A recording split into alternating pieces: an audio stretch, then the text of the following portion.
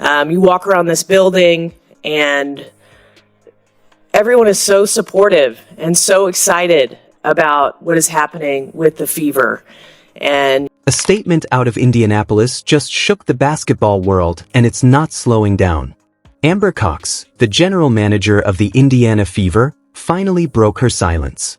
And what she revealed about Caitlin Clark wasn't polished PR, it was blunt, revealing, and impossible to ignore. This isn't just another headline. It's a deeper look into a franchise navigating pressure unlike anything the league has ever seen.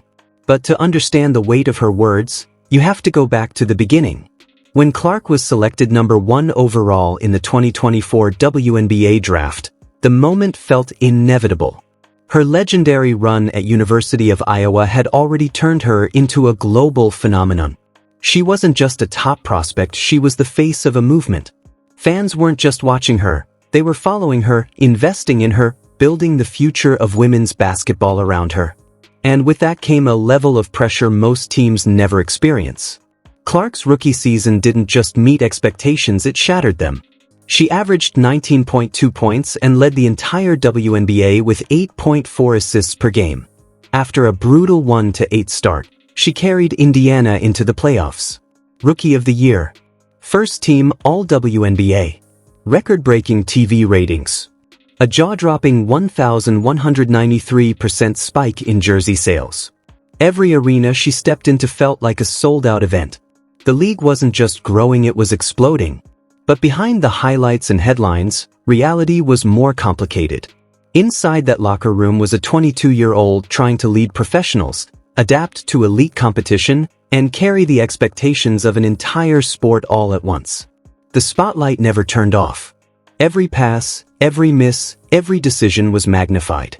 And then something shifted. Something unexpected. Something that didn't show up in the stats or the box scores but threatened to disrupt everything the Fever were building. Now, with Amber Cox finally speaking openly, we're starting to see the cracks beneath the surface, and the truth is far more intense than anyone imagined. The 2025 season was supposed to be the breakthrough, the year everything finally came together for Indiana Fever and their generational star Caitlin Clark. A new era began with Stephanie White stepping in as head coach, bringing a revamped defensive system designed to unlock the roster's full potential. Veterans were added, depth improved, and expectations soared to championship levels. But almost immediately, everything started to fall apart.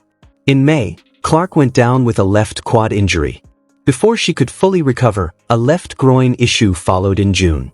Then came the devastating blow, a right groin injury on July 15th that ultimately ended her season. Just like that, the momentum vanished. Night after night, Clark was seen on the sideline in street clothes instead of leading on the court. Frustration grew fast. Fans demanded answers. Critics got louder. Speculation exploded across social media about her health, the team's medical decisions, and what was really happening behind closed doors at Gainbridge Fieldhouse. Then, on September 4th, everything came to a halt. Clark posted the update no one wanted to read. Her season was officially over. "Disappointed isn't a big enough word to describe how I am feeling," she wrote. 13 games. That's all she played. A season filled with promise was suddenly gone. But in that moment of disappointment, something even more important was happening, something many overlooked. Amber Cox stepped forward and delivered a message that cut through all the noise. She didn't hide behind vague statements or corporate language.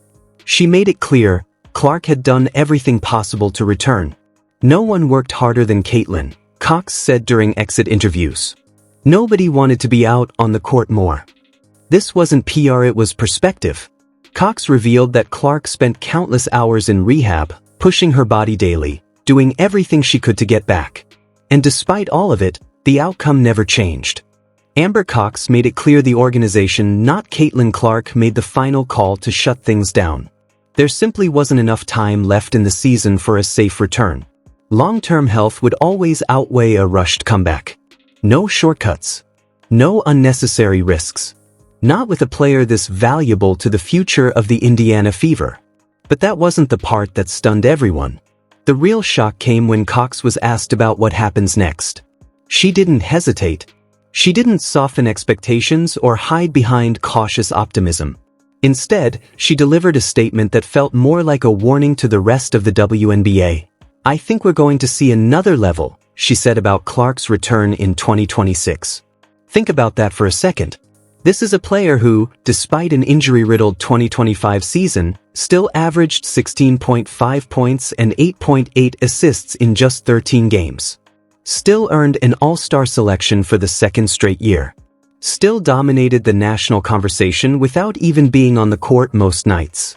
And now, the person running the franchise is saying she hasn't even reached her peak yet. That's not hype.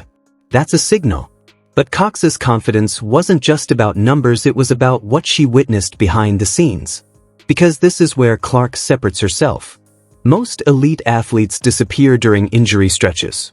They rehab privately, show up occasionally, and fade into the background.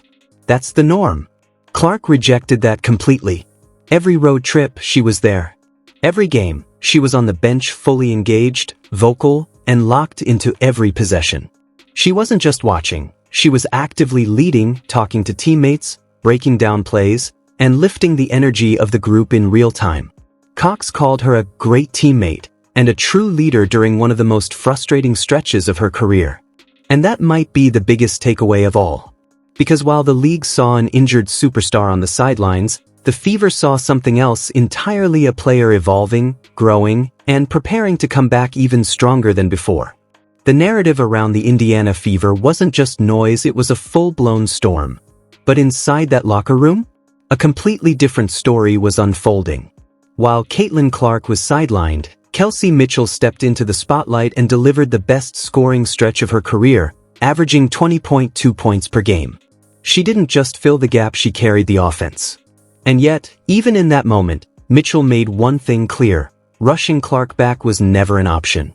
Having endured 11 surgeries herself, Mitchell understood what most fans didn't: health isn't negotiable. Getting her back at 100%, she emphasized, is the only right answer.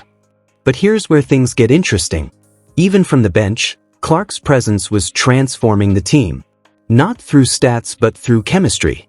Inside the Fever locker room, something rare was forming. Players weren't just teammates, they were connected. The trio of Clark, Lexi Hall, and Sophie Cunningham earned the nickname Trace Leches, a symbol of their tight bond. Meanwhile, Clark maintained pre-game rituals with Aaliyah Boston, even while sidelined. That's not surface-level chemistry, that's culture. And the most telling part? The players themselves made a bold request to team leadership before the 2025 season. Fever president Kelly Krauskopf revealed it plainly. The young core didn't want a flashy superstar signing. No big-name disruption. Just one message: protect what we're building. That's not dysfunction. That's alignment. But outside the locker room, the narrative took a sharp turn. During a viral moment on Gil's Arena, Hall of Famer Cheryl Swoops claimed there was tension within the organization. She suggested some players were uncomfortable with the spotlight Clark brought. The internet exploded. Debate, speculation, headlines, it became one of the biggest stories in the WNBA. There was just one issue. When asked for details, Swoops admitted she wasn't inside the locker room. No proof. No sources. No confirmation. And just like that, the narrative began to crack. Because while the outside world chased controversy, inside the Fever, something far more powerful was taking shape: unity, trust, and a culture players were willing to defend at all costs. The noise was loud. The rumors were everywhere. But inside the Indiana Fever? Silence and unity. Not a single player co-signed the narrative. And when Caitlin Clark finally addressed it during an alternative March Madness broadcast in April 2025, sitting alongside legends Diana Taurasi and Sue Bird, she didn't hesitate. No hesitation. No defensiveness. Just clarity. She acknowledged what everyone already suspected. People love to speculate about what happens behind closed doors. But the truth? That belongs only to the ones inside that locker room. And then she flipped the narrative without even raising her voice. The noise, she implied, said more about the outsiders creating it than the team living it. But what came next said even more. Because while the headlines focused on drama, the Fever delivered results without their biggest star. Think about that for a second. Without Clark for most of the season, Indiana didn't collapse, they elevated. They captured the Commissioner's Cup, the first in franchise history. They stunned the Atlanta Dream in the opening playoff round. Then they went toe-to-toe with the powerhouse Las Vegas Aces, pushing them to a winner-take-all Game 5 in the semifinals, falling only in overtime. One win away from the finals. Without their cornerstone.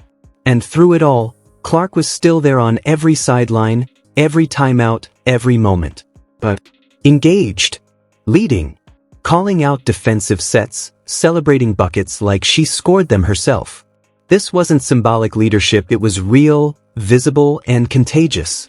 That's why when Amber Cox spoke about Clark's impact, it wasn't praise, it was evidence. The energy, the resilience, the identity of that team, it all reflected her. Now here's where things shift. Because 2026 isn't shaping up to be a comeback story, it's something much bigger.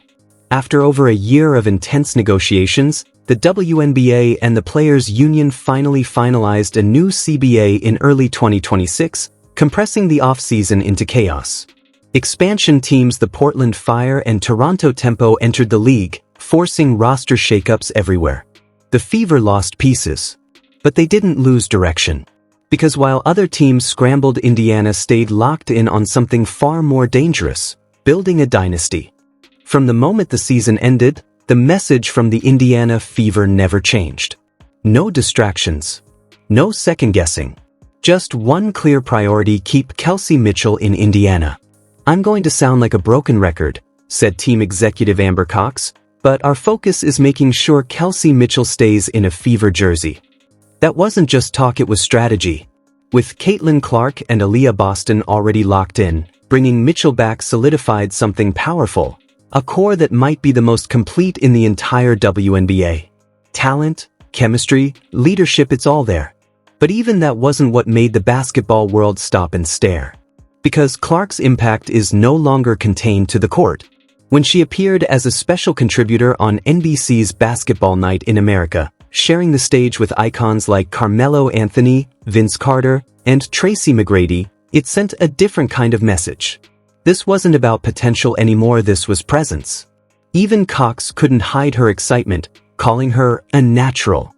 And then came the statement that turned heads across the entire sport. NBC executive Sam Flood didn't just praise Clark, he elevated her. He called her the most iconic figure in basketball. Not women's basketball. Not college basketball. Basketball, full stop. That's the level she's operating on before the 2026 season even tips off on May 8th. And when Clark was asked about Indiana's championship chances on that same platform, she didn't hesitate. "I think we're going to be the favorite to win it all." No safe answers. No cliches. Just confidence. She admitted the pressure but embraced it. A great roster. A strong coaching staff. A complete organization behind her. But more than anything, this sounded like a player who spent an entire season watching, waiting, and building something internally. The hunger is real. And if Cox is right about what this version of Clark is about to unleash, then the rest of the league isn't just chasing a contender. They're staring down something much bigger. This wasn't damage control. This wasn't PR. When Amber Cox finally spoke about Caitlin Clark, it came from something much deeper: experience. She had seen it all up close. The spotlight. The chaos. The noise that never stops. She watched a young star carry expectations unlike anything the WNBA had ever experienced. She saw injuries hit from every direction, tested the locker room, and still somehow held everything together. And when it was all over, she wasn't uncertain. She was more convinced than ever. The best version of Caitlin Clark hasn't even arrived yet. That belief isn't coming from one voice. Teammates have echoed it. Coaches have backed it. The front office has confirmed it. And now, heading into 2026 with a deeper roster, a tougher mindset, and a full year of adversity behind them, the Indiana Fever aren't just rebuilding. They're evolving into something dangerous. So now the question shifts. Is the rest of the league actually ready? Because if Cox is right and everything we've seen suggests she is the version of Clark stepping onto the court in May 2026 won't resemble anything the league has dealt with before. And the teams that spent the last year doubting Indiana? they might want to rethink everything. Because this is where the story really begins. A statement out of Indianapolis has the entire basketball world talking. Cox didn't just break her silence, she peeled back the curtain. What she revealed wasn't polished or rehearsed. It was raw, direct, detailed in a way that exposed a side of this organization fans rarely get to see. And the truth? It runs deeper than headlines. But to understand it, you have to go back to the moment everything changed. The night Clark stepped onto that stage as the #1 overall pick in the 2024 WNBA draft. There was no mystery, no uncertainty. The basketball world already knew what was coming. At University of Iowa, she had shattered records, rewritten expectations, and become the most viral athlete in women's sports. Arenas sold out. Jerseys disappeared overnight. Millions tuned in just to watch her play. The Fever didn't just draft a player.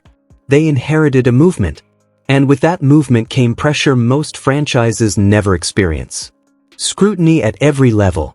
Expectations that left no room for patience. The front office understood it in theory. But living it? That's something else entirely. Because Clark's rookie season in 2024 wasn't just good, it was historic. She averaged 19.2 points per game and led the entire league in assists, immediately transforming the identity of the franchise. But what happened behind the scenes? That's the part the world is only just starting to understand.